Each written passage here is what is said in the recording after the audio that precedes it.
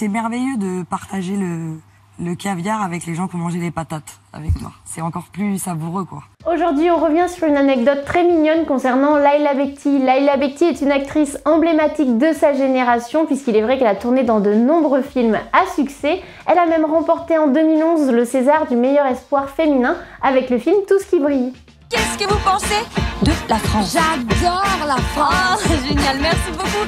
Pamela Anderson et tout de suite. Pamela Anderson, c'est tout pourri, Pamela Anderson. C'est drôle, c'est comme ça. Et tout de suite. Mais c'est pas drôle, t'aurais pu choisir une autre meuf. C'est toi, Pamela Anderson. Cette soirée où elle a remporté le trophée a été mémorable et régulièrement sur les plateaux télé, elle aime se remémorer cet événement. Et aujourd'hui, on va revenir sur une très belle anecdote qu'elle a racontée concernant cette nuit des Césars. Quand j'ai su que j'étais nommée, j'ai appelé mes parents pour leur demander s'ils avaient payé tous les votants.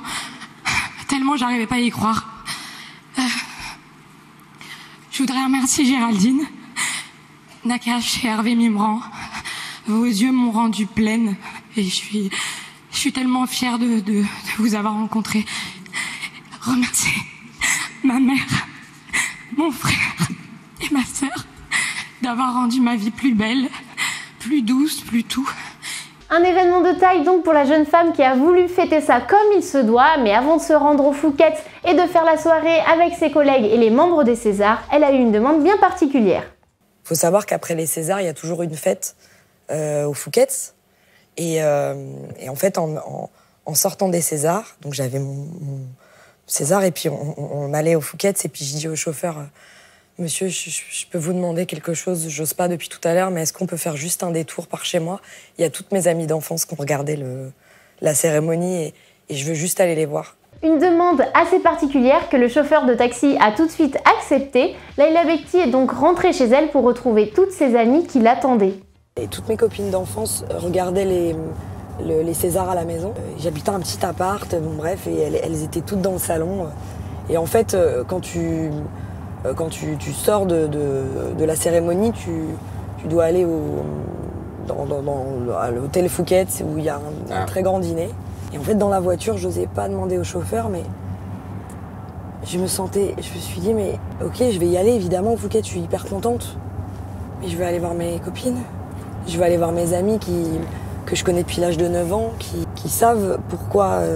je suis si émue quand je remercie ma famille. C'est des gens avec qui j'aime manger beaucoup de patates, donc quand il y a du caviar, on pense à... L'actrice ne se voyait pas fêter cet événement sans ses amis qui lui sont si chers. Elle est d'ailleurs revenue sur cette très belle anecdote sur le plateau de C'est à vous. Toutes mes amies d'enfance qui avaient regardé la cérémonie à la maison, c'est des filles que je connais depuis l'âge de 9 ans, qui m'accompagnent qui m'ont accompagné dans les plus grandes épreuves de ma vie. Et je me disais, mais en fait, c'est avec elles que j'ai envie de partager tout ça. Et c'était magnifique. Elles sont descendues en pyjama dans la rue. Naturellement qu'elle a pu exprimer sa joie avec ses proches, loin des paillettes et du glamour présents dans la salle des Césars.